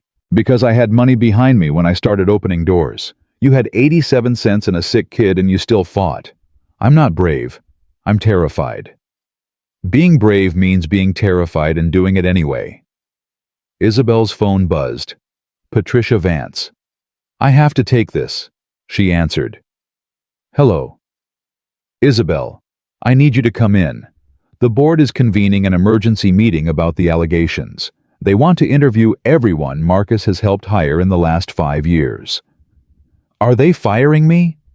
I don't know, but I need you here. With your employment file, your portfolio, everything that proves you deserve this position. Can you do that? Isabelle looked at Marcus. He was watching her with those steady eyes, the ones that had seen her at her lowest and never flinched. Yes, she said. I'll be there in an hour. She hung up. They're investigating, she told Marcus. I know. My lawyers just got the notification. He ran a hand through his hair. Isabelle, listen to me. Whatever happens in that room, tell the truth. Don't protect me. Don't minimize what I did. Just tell them exactly how it happened. That'll make you look guilty. I am guilty of helping someone who needed it. If that's a crime, then I'll wear it. You're going to lose everything. Maybe. Or maybe I'll lose a company and keep something more important. What's more important than Holloway sustainable housing? Marcus smiled sadly. The reason I built it in the first place. Isabelle gathered her things and headed for the door. As she reached for the handle, Marcus spoke again. Isabelle, she turned. Whatever they decide, whatever happens, I don't regret it. Any of it. Meeting you, helping you, falling in. He stopped. I don't regret any of it. She couldn't speak, could only nod and leave before she started crying. The drive to Davidson and Associates took 30 minutes. 30 minutes to rehearse what she'd say to steel herself for the questions to prepare for the very real possibility that by the end of the day, she'd be unemployed again. The boardroom was packed. Patricia Vance, 7 board members, 2 lawyers, and a stenographer. Ms. Chen, thank you for coming. Patricia gestured to a chair. We need to ask you some questions about your hiring process. I understand. Did Marcus Holloway contact you before your interview with this company? No. His assistant Simone Park called to give me information about the interview panel and what they were looking for, but that was after I'd already been scheduled to interview. Did Mr. Holloway ever promise you a position? No. Did he offer you anything in exchange for your cooperation or companionship? Isabelle's hands clenched. No. He bought my daughter and me dinner, once, at a café. That's all. And then, 3 days later, you had an interview here. Yes. Do you see how that looks, Ms. Chen? I see how it looks. I also know what actually happened. Isabelle pulled out her portfolio. This is my work. Designs I've created in the 6 months I've been here. Projects I've led. Presentations I've delivered. If you think I didn't earn this position, then show me where my work is deficient. Show me where I've failed to meet expectations. Show me anything that suggests I'm not qualified to be here beyond the fact that someone helped me get through the door. One of the board members, a woman in her 60s, leaned forward. Ms. Chen, no one is questioning your talent. Then what are you questioning? The process, the propriety, the appearance of favoritism. Favoritism, Isabelle repeated. That's an interesting word. When a Harvard graduate gets hired because their father plays golf with the CEO, we call that networking. When a white man gets promoted because he went to the same fraternity as his boss, we call that mentorship. But when someone helps a widow living in her car get an interview, that's favoritism. That's impropriety. That's something that needs to be investigated. The room went very quiet. I'm not saying Marcus Holloway didn't help me. Isabelle continued. He did. He made a phone call. He made sure my resume didn't get lost in a pile. And yes, he did it because his mother was helped the same way, and because my husband was his mentor. But you know what? I'm glad he did. Because I'm good at this job. I'm good at designing housing that treats people with dignity. And if I hadn't gotten that call, I'd still be living in my car, and none of you would have ever known what I could do. Patricia Vance was watching her with an unreadable expression. So here's my question, Isabelle said. Are you investigating Marcus because you think he's actually done something wrong? Or are you investigating him because Jennifer Carver filed a lawsuit and you're afraid of bad publicity? Because if it's the latter, then you're not protecting this company. You're protecting a system that makes sure people like me never get a chance in the first place. The board members exchanged glances. Ms. Chen, the older woman said carefully, we're trying to determine if Mr. Holloway has engaged in a pattern of hiring people based on personal relationships rather than qualifications. And if he has, what then? You fire him. You dissolve his consulting contract. You make an example of him to show that helping people without connections is unacceptable. Isabelle stood. Here's what I think. I think Marcus Holloway has built a career on doing what this entire industry should be doing, making sure talent doesn't get wasted because someone doesn't know the right people. And I think you're terrified, because if he's right, if opening doors actually works, then you have to ask yourself why you're not doing it too. She grabbed her portfolio. I'll make this easy for you. I resign, effective immediately. You can use me as evidence that Marcus made a mistake, that his judgment was compromised, whatever narrative makes you feel better. But I'm not going to sit here and pretend I didn't deserve this job. Because I did. I earned it. Every day I've been here, I've earned it. And if you can't see that, then this company isn't what Robert Chen built it to be anyway. Isabelle, wait, Patricia started. But Isabelle was already walking out. She made it to her car before the tears came. Sat in the parking lot gripping the steering wheel, shaking with rage and grief and something that felt like free fall. Her phone rang. Marcus. Don't, she said when she answered. Don't tell me I shouldn't have quit. Don't tell me it'll be okay. Don't. Where are you? In my car. In the Davidson parking lot, where I just quit the job you helped me get. I'm coming to you. No. Marcus, I can't. I can't do this right now. I can't be the person you need me to be. The brave one who fights back. The one who doesn't give up. Her voice broke. I just need to be alone. Silence on the line. Then quietly. Okay. But Isabelle. What? You didn't quit because you gave up. You quit because you refused to let them make you doubt what you've earned. That's not weakness. That's power. It doesn't feel like power. It feels like I've lost everything. Again. You haven't lost anything that matters. Not your talent, not your integrity, not your daughter, not... He stopped. Not the people who believe in you. I'm tired of people believing in me. I want to believe in myself. You do. That's why you walked out. Because you know your worth even when they don't. Isabelle closed her eyes.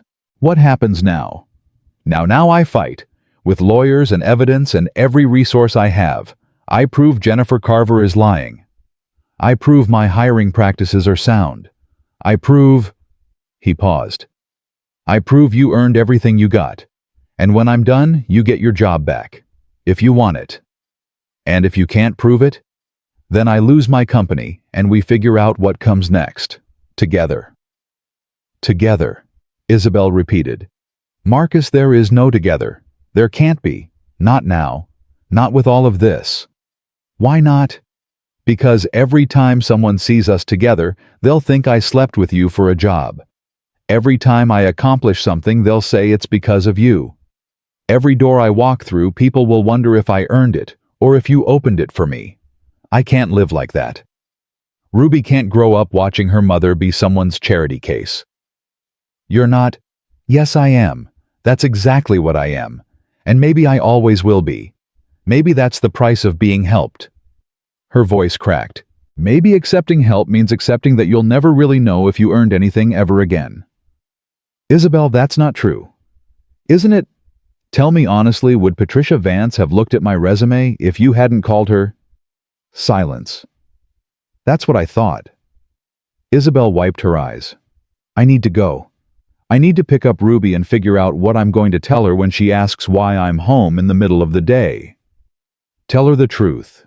That you stood up for yourself. That you refused to let anyone make you feel small. Tell her. His voice roughened. Tell her that her mother is the bravest person I've ever met. Stop. Why? Because you make me want to believe that, and I can't afford to. Not anymore. She hung up before he could respond. The drive home was a blur. Ruby's preschool called. She'd forgotten to pick her up. Mrs. Kowalski from across the hall brought her home concern written all over her face. Are you okay, dear? You look... I'm fine. Thank you for getting Ruby. Mommy? Ruby appeared, clutching her backpack. Why are you home? Are you sick? No, baby. I needed to leave work early today. Because of the TV. Because they were saying mean things about Mr. Marcus. Isabelle's throat closed. You saw that. Mrs. Kowalski's TV was on. I heard them say Mr. Marcus did bad things. But that's not true, right? Mr. Marcus is good. Mr. Marcus is very good. But sometimes... How did you explain this to a 6-year-old? Sometimes people don't understand when someone tries to help. They think it means something bad when it's really something good. That's stupid. Ruby. It is. Mr. Marcus helped us. He gave us food when we were hungry. He made sure I had medicine when I was sick. He made you smile again. Those are good things. They are baby, but not everyone sees it that way. Ruby's face crumpled. Are we going to lose him like we lost Daddy? The question hit like a fist. No, sweetheart. We're not losing him. He's just going through something difficult right now. Can we help him? Like he helped us? Isabelle pulled Ruby close, breathing in the smell of her hair, the clean soap scent of childhood and innocence, and questions that had answers adults had forgotten. I don't know how, she whispered. But Ruby pulled back, looking at her with Robert's eyes determined, clear, certain. We tell the truth, Ruby said. Daddy always said the truth is the strongest thing, even when it's hard. And in that moment, Isabelle realized her 6-year-old daughter understood something she'd lost sight of. The truth wasn't that Marcus had given her a job. The truth was that she'd earned it. The truth was that access and talent weren't mutually exclusive. The truth was that she'd spent 6 months proving herself every single day, and the only person who seemed to doubt that was her. She picked up her phone and called Simone. I need you to do something for me, Isabelle said. Anything. I need you to get me a meeting with Jennifer Carver's lawyers. Tonight, if possible. Isabelle, that's a terrible idea. Anything you say can be used. I know. That's the point. I'm done running. I'm done hiding. If they want to use me as evidence that Marcus plays favorites, then fine. Let them. But they're going to hear my side first. What are you going to tell them? The truth. All of it. And then I'm going to dare them to prove I didn't deserve every opportunity I got. Simone was quiet for a moment. Then, I'll make the call. But Isabelle. Yeah. Marcus is going to lose his mind when he finds out. Good. He can join the club. The meeting was set for 7 p.m. at a law office downtown. Isabelle showed up in jeans and a sweater portfolio under her arm, Ruby's hand in hers. You can't bring your daughter, the receptionist said. I'm not leaving her in the car. She's part of my testimony. She stays, or I leave. They let Ruby stay. Jennifer Carver's lead attorney was a man in his 50s with silver hair and a smile that didn't reach his eyes. Ms. Chen. Thank you for coming. I'm Richard Paulson. This is Jennifer Carver, my client. Jennifer looked younger than Isabelle expected. 30, maybe 32. Professional. Put together. Angry. Let's make this quick, Isabelle said. You're claiming Marcus Holloway engaged in discriminatory hiring practices. You're using me as evidence. I'm here to tell you why you're wrong. Ms. Chen, we have documentation that... I don't care what documentation you have. I care about the truth. And the truth is this: 6 months ago, I was living in my car with my daughter. My husband had died. I'd lost everything. I had 87 cents to my name. Marcus Holloway bought us dinner.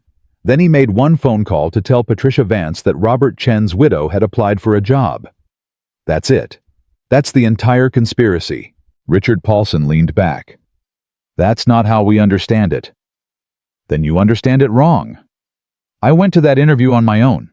I answered questions based on my education and experience. I presented designs I'd created. I got the job because I earned it. With Mr. Holloway's help.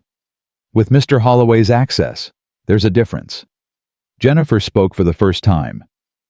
You really believe that? You really think you earned that position? Yes. Even though Marcus made sure you got special treatment. He made sure I got a chance. What I did with that chance was all me.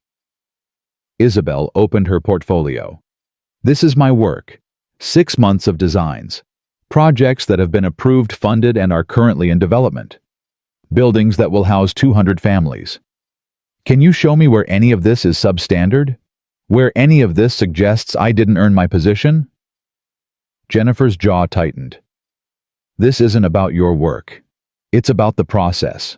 It's about the fact that Marcus Holloway uses his guilt over his mother's poverty to manipulate hiring decisions.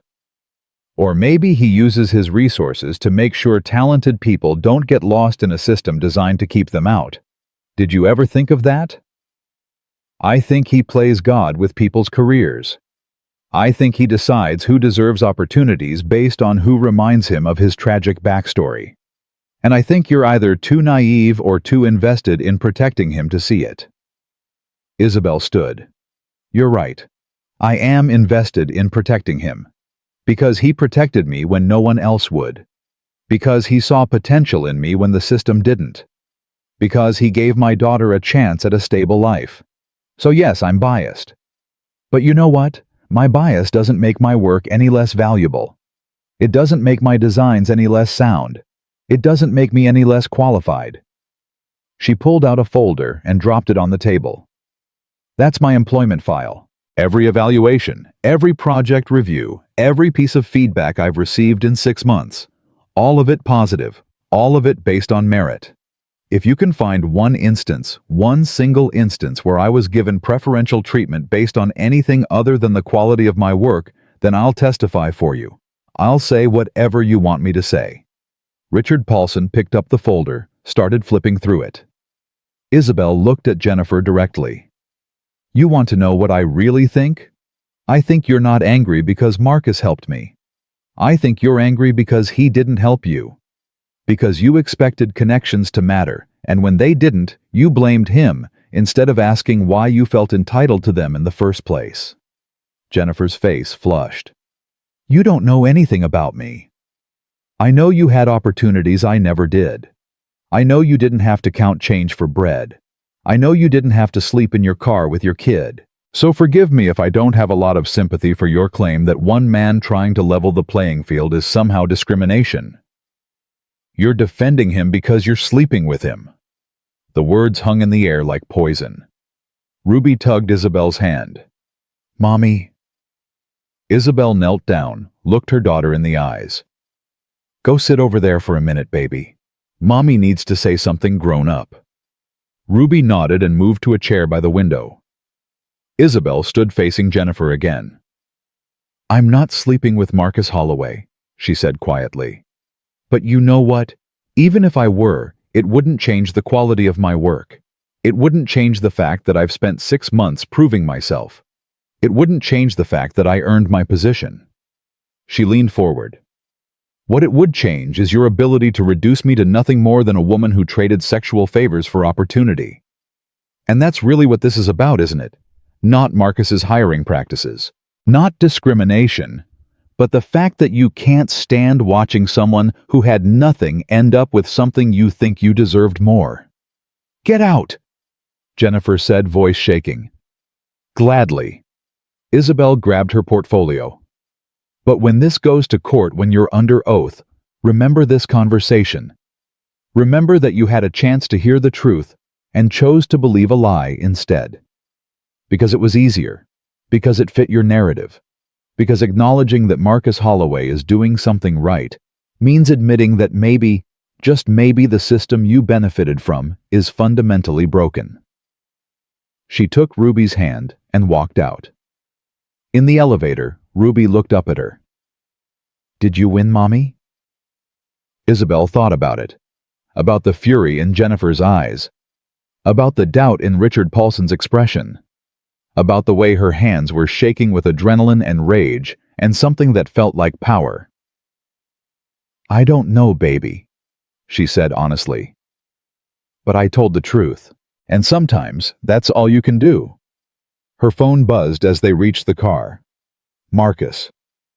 Simone told me what you did. I know. You're angry. I'm terrified and grateful. And... He stopped. Isabelle, you didn't have to do that. Yes, I did. Because Ruby was right. The truth is the strongest thing, even when it's hard. What did you tell them? Everything. How we met, how you helped, how I earned my position anyway. And I told Jennifer Carver that she's not angry about your hiring practices. She's angry that the world didn't hand her everything she thought she deserved. Marcus laughed, surprised. You said that... I did, and I'm not sorry. I never thought you would be. That's... His voice roughed.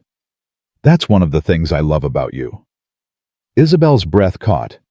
I know, Marcus said quickly. Wrong time, wrong everything. But it's true, and I'm done pretending it's not. Marcus, you don't have to say anything. You don't have to feel the same way. I just needed you to know. That's all. The line went quiet. Okay, Isabelle said finally. Okay. She didn't know what she meant by that, didn't know what came next, didn't know if Marcus would keep his company or lose everything. But as she drove home with Ruby singing softly in the back seat, she realized something. She wasn't afraid anymore. Not of judgment, not of failure, not of the truth. She'd stood in a room with people who wanted to destroy someone she cared about, and she'd refused to let them do it without a fight. That was worth something. Maybe worth everything. The lawsuit took 3 months to unravel. 3 months of depositions and document reviews, and lawyers combing through every hire Marcus had made in 5 years. 3 months of Isabelle waking up to her face on news sites with headlines that called her everything from victim to accomplice. She didn't go back to Davidson and Associates. Patricia Vance called twice asking her to reconsider her resignation, but Isabelle couldn't. Not yet. Not while every conversation would be shadowed by doubt. Instead, she worked from home. Freelance design projects. Small commissions. Enough to pay rent and keep Ruby fed and prove to herself that she could still do this without Marcus's name attached. Ruby asked about him constantly. Why doesn't Mr. Marcus come visit anymore? He's busy, baby. He's dealing with some grown-up problems. Is he okay? Isabelle didn't know how to answer that. She and Marcus still talked late-night phone calls that never addressed what he'd said, what she hadn't said back. They talked about the lawsuit, about Ruby, about everything except the truth hanging between them like a question nobody dared ask. Then, one Thursday morning, Simone called. It's over. Isabelle's heart stopped. What's over? The lawsuit. Jennifer Carver dropped it. Her lawyers found emails proving she'd falsified the expense reports Marcus fired her for. They advised her to settle before it went to trial. Marcus refused the settlement. He wanted his name cleared completely, so she withdrew the complaint. It's done. Isabelle sat down slowly. It's really done. It's really done. There's going to be a press conference this afternoon. Marcus wants you there. I can't. He's not asking you to speak. He's just asking you to be there, as yourself, as the architect who's going to finish what Robert Chen started, as... Simone paused. As someone who matters to him, whether you're ready for that or not. The press conference was at 2 p.m. at Holloway Sustainable Housing Headquarters. Isabelle showed up in the same blazer she'd worn to her first interview, hands shaking, stomach churning. The lobby was packed with reporters. Marcus stood at a podium looking exhausted but steady. 3 months ago, he said, his voice carrying across the room, I was accused of discriminatory hiring practices, of showing favoritism, of manipulating the system to benefit people I had personal relationships with. And I want to be clear about something: those accusations weren't entirely wrong. The room went silent. I did show favoritism. To people who'd been overlooked by a system designed to keep them out. To single mothers working 3 jobs. To community college graduates with brilliant ideas and no connections. To widows living in their cars who happened to be married to men who'd changed my life. Marcus's eyes found Isabelle in the crowd. I made sure their resumes didn't get lost. I made sure they got interviews. I made sure someone saw their potential instead of just their circumstances. And I'm not going to apologize for that. A reporter shouted a question. Marcus ignored it. But here's what I didn't do. I didn't hire anyone who wasn't qualified. I didn't promote anyone who didn't earn it. I didn't compromise the quality of our work or our projects or our mission. I gave people access. What they did with that access was entirely on them. He pulled out a folder. This is Isabelle Chen's employment file from Davidson & Associates. 6 months of evaluations, all outstanding. 6 months of projects, all successful. 6 months of work that speaks for itself. The only reason anyone questioned her qualifications was because they knew I'd helped her get through the door. As if access and merit are somehow mutually exclusive. Marcus set down the folder and leaned forward.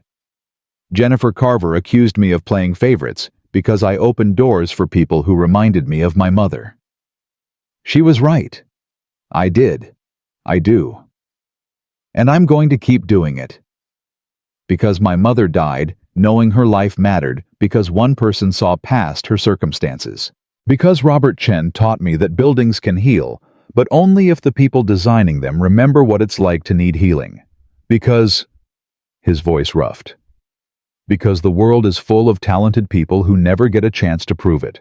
And if I can change that for even one person, then everything I've built is worth it. He stepped back from the podium. That's all I have to say. Thank you. Reporters erupted with questions. Marcus walked off the stage without answering any of them. He found Isabelle near the back of the room. Hey, he said. Hey yourself. You came. Of course I came. They stood there awkwardly, aware of cameras of people watching, of 3 months of distance that felt like years. I have something for you, Marcus said. He pulled an envelope from his jacket. It's from the Roxbury project. They broke ground yesterday. I thought you'd want to know. Isabelle opened the envelope. Inside was a photo of the construction site foundation laid framing. Started the bones of what would become 50 units of housing that didn't look like punishment. It's beautiful, she whispered. It's yours, your design, your vision. Marcus's voice softened. Patricia wants you back. The board voted unanimously. They're offering you senior architect. Benefits, everything. The offer's in the envelope. Isabelle stared at the papers. Senior architect. Everything she'd worked for. Everything she'd thought she'd lost. There's a condition, Marcus added. Her stomach dropped. What condition? That I resign my consulting contract with Davidson. They think it's a conflict of interest, having me involved while you're there. He smiled, but it didn't reach his eyes. They're probably right. Marcus, you can't. I already did. I told them this morning. My last day is Friday. That's insane. You built half their projects. I built them so people like you could finish them. That was always the point. He touched her cheek just briefly. Take the job, Isabelle. You've earned it. And this time nobody can say otherwise. What about us? The question hung between them, fragile and terrifying. Marcus's hand dropped. There is no us if it costs you your career. There is no us if people look at you and see my influence instead of your talent. There is no us if... Stop. Isabelle grabbed his hand. Just stop. For once in your life, stop being the person who sacrifices everything for everyone else and tell me the truth. What do you want? I want you to take the job. What do you want, Marcus? He looked at her for a long moment, then quietly. I want you to take the job and still have dinner with me on Saturday. I want Ruby to keep asking me impossible questions about architecture. I want to watch you design buildings that change lives and know I had nothing to do with it except believing you could.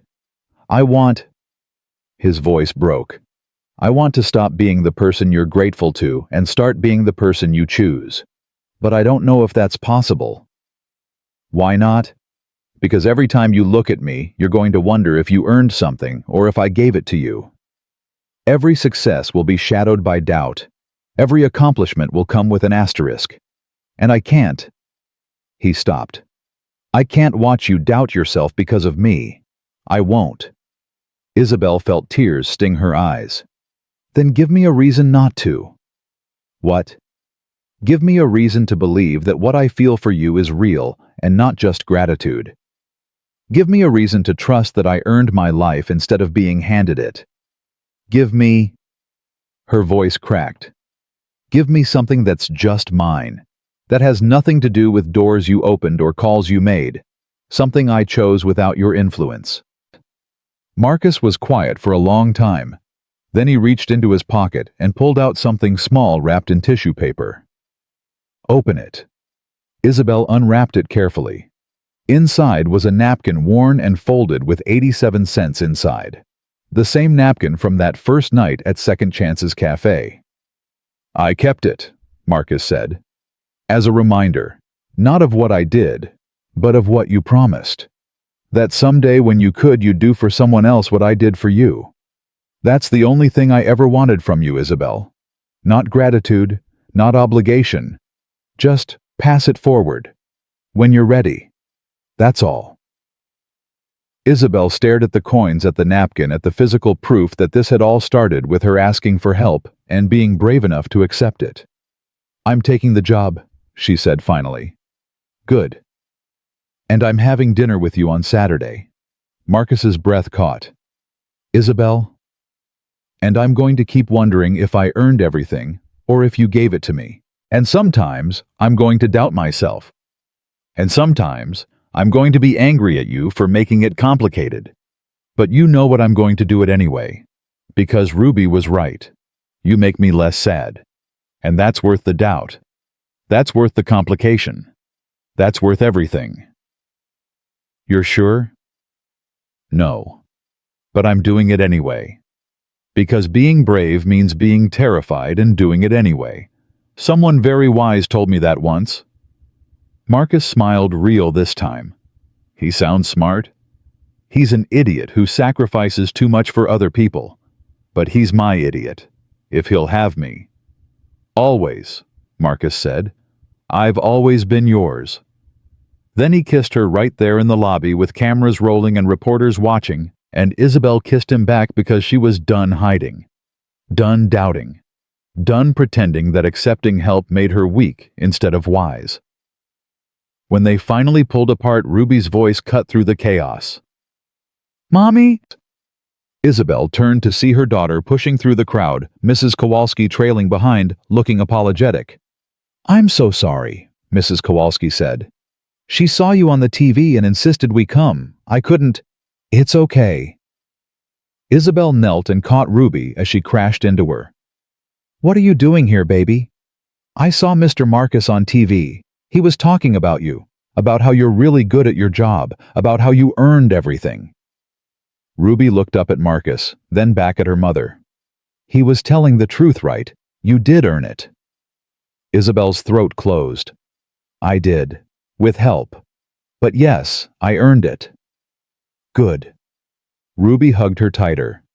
Because Daddy would be proud, and I'm proud too. Marcus knelt beside them. Ruby, I have a question for you. Okay. Your mom has a really important job now, designing buildings that help people, and she's going to be very busy. So I was wondering if you'd help me with something. Ruby's eyes went wide. What? Help me make sure she remembers to eat dinner and sleep and not work so hard she forgets to take care of herself. Think you can do that? Are you going to be around a lot? If your mom will let me? Yes. Ruby looked at Isabelle. Can he? Mommy? Isabelle felt tears spill over. Yeah, baby. He can. Good. Ruby threw her arms around Marcus's neck. Because I already told my class you were going to be my new daddy, and I don't want to be wrong. Marcus's eyes closed. His arms came around Ruby, holding her like she was made of something precious and breakable. I would be honored, he whispered. 2 years later, Isabelle stood in the courtyard of the Roxbury housing project on opening day. 50 families moved into homes that didn't feel like punishment. Homes with windows that let in light and community spaces that invited gathering and materials that would age with dignity. Ruby ran through the courtyard with 3 other kids, laughing, her purple dress bright against the autumn sky. Marcus stood beside Isabelle, their hands linked, watching. You did it, he said quietly. We did it. No, this was you, your vision, your work. I just made sure people knew about it. Isabelle leaned against him. Liar. He smiled. Okay, maybe I helped a little. Maybe you helped a lot, and maybe that's okay. Maybe accepting help doesn't diminish what I accomplished. Maybe it just means I was smart enough to recognize when someone was offering something real. A woman approached them, young, early 20s, pushing a stroller. Excuse me, she said shyly. Are you Isabelle Chen, the architect? I am. I just wanted to say thank you. We moved in today, Unit 23, and it's... Her voice broke. It's the first place that's ever felt like home. The first place that didn't make me feel like I was being punished for being poor. So thank you for seeing us, for remembering what it's like. Isabelle felt her throat tighten. You're welcome. And if you ever need anything, if the heat doesn't work or something breaks, you call me directly. My number's in the welcome packet. I mean it. This is your home. You shouldn't have to fight to keep it safe. The woman's eyes filled with tears. I don't know how to thank you. Pass it forward, Isabelle said. When you can, when you're stable, help someone else. That's all the thanks I need. The woman nodded and walked away, and Marcus pulled Isabelle close. That, he said. That's why I fell in love with you. Because you remember. You don't design from ego. You design from memory. I learned from the best. Isabelle looked up at him. Robert taught me that buildings should heal. You taught me that healing requires remembering what hurt. Between the two of you, I didn't stand a chance of becoming anything other than this. You could have become a lot of things. You chose this. Because of you? No, because of 87 cents and 1 slice of bread and a little girl who taught you that asking for help wasn't weakness. I just held the door. Ruby came running up out of breath. Mommy, there's a playground with swings. Can we stay? We can stay as long as you want, baby. Ruby grabbed both their hands. Come on, I want to show you. They let her pull them toward the playground, Marcus and Isabelle, and the daughter who'd survived poverty and loss and doubt, and come out the other side still believing in purple houses and happy buildings. That night, after Ruby was asleep, Marcus and Isabelle sat on the couch in the home they'd bought together 6 months ago.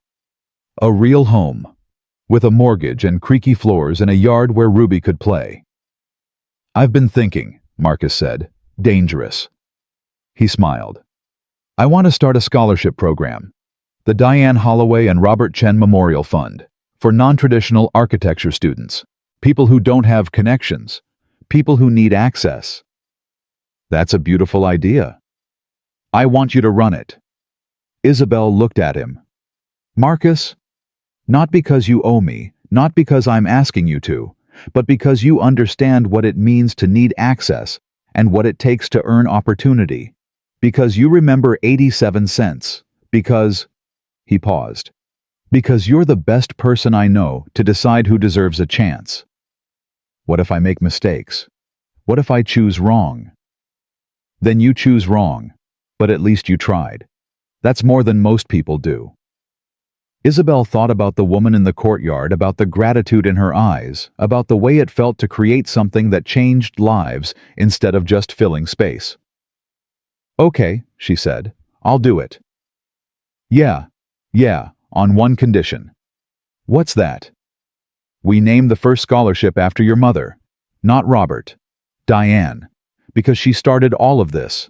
Her struggle, her survival, her refusal to give up, that's what created you. That's what created this." Marcus's eyes filled. "She would have liked you. I wish I could have known her. She would have seen herself in you. The same strength, the same refusal to let circumstances define her, the same..." He stopped. "The same ability to turn 87 cents into everything." Isabelle kissed him. "We should go to bed." "In a minute. There's something else." He pulled a small box from his pocket. Isabelle's heart stopped. "Before you panic," Marcus said quickly, "this isn't what you think it is. Or it is. But not right now. Not tonight." "Then what?" He opened the box. Inside was a ring, simple silver with a small stone that caught the light. "It was my mother's," Marcus said. "The only piece of jewelry she ever owned. My father gave it to her before he left.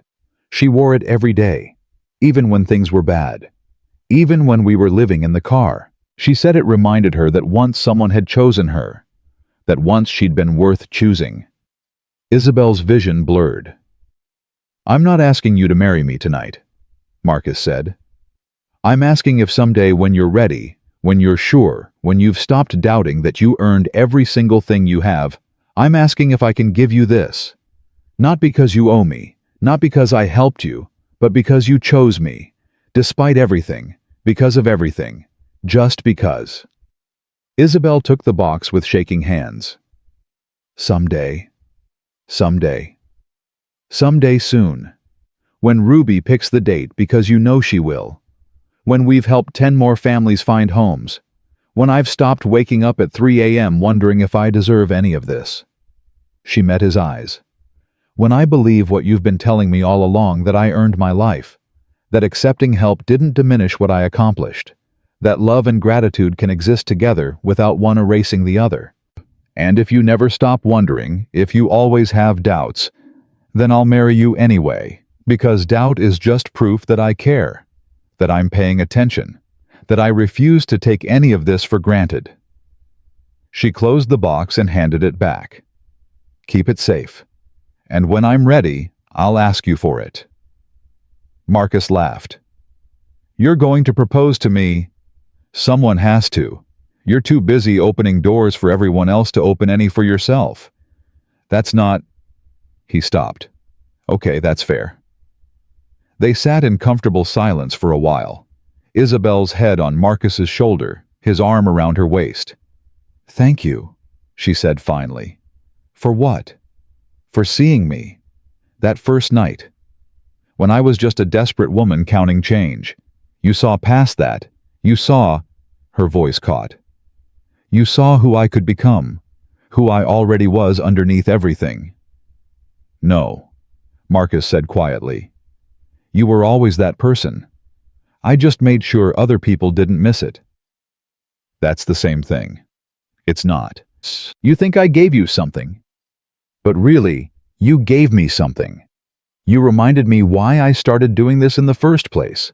Not for guilt or obligation or paying back debts, but because everyone deserves to be seen. Everyone deserves access.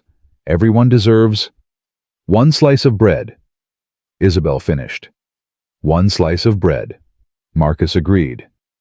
"And the belief that they're worth more than their worst day." Years later, when people asked Isabelle how she'd built her career, how she'd gone from living in her car to becoming one of Boston's most respected architects, She never knew quite what to say. She could talk about hard work and talent and the designs that had won awards. She could talk about the Roxbury Project and the 50 families who'd found homes there. She could talk about the scholarship program that had helped 200 students in 5 years. But the truth, the real truth, was simpler than any of that. It started with 87 cents. It started with a man who remembered what hunger felt like. It started with 2 words that changed everything. Sit down. Not I'll help you. Not let me save you. Just sit down. Eat first. Everything else can wait. Because sometimes the most revolutionary thing you can do is see someone's humanity before their circumstances. Sometimes the greatest gift is access, not charity. Sometimes the bravest thing is accepting help and believing you still earned what came after. And sometimes a single slice of bread is enough to build everything. Ruby grew up understanding this in ways Isabelle had to learn. She understood that strength wasn't refusing help. It was knowing when to accept it. That dignity wasn't independence, it was community. That love wasn't debt, it was investment. At 10 years old, she started volunteering at Second Chance's Café, the place where it all began. She helped serve meals. She talked to people who counted change. She learned what her mother and Marcus had always known, that everyone has a story, and everyone deserves to be seen. One evening, a woman came in with a little girl, maybe 6 years old, clutching 92 cents. "How much for soup?" the woman asked, voice shaking. Ruby looked at her mother across the room. Isabelle nodded. "Sit down." Ruby said, her voice clear and certain. "Eat first. Everything else can wait." The woman's eyes filled with tears. "I can pay. I know. But tonight you don't have to. Tonight someone's paying forward what someone else paid forward for them. That's how this works." As Ruby brought them soup and bread, the woman whispered, "Thank you. I don't know how to." "You don't have to thank me. Just pass it forward. When you can. Help someone else. That's all." Isabelle watched from across the room Marcus beside her and felt something settle in her chest. Not completion, not endings, but continuation. This was Robert's legacy. This was Diane's sacrifice. This was every door Marcus had opened, every person he'd seen, every life he'd changed. And now it was Ruby's inheritance. Not money or buildings or success, but the understanding that everyone deserves access. Everyone deserves dignity. Everyone deserves to be seen as more than their worst moment. That was the lesson. That was the gift. That was what 87 cents and 1 slice of bread had taught them all. It wasn't about charity. It wasn't about saving people. It was about believing that given access and opportunity, and someone willing to see their potential, people could save themselves. All they needed was someone willing to say, "Sit down, eat first. Everything else can wait." Because sometimes everything else really could wait. And sometimes belief was the only investment that mattered.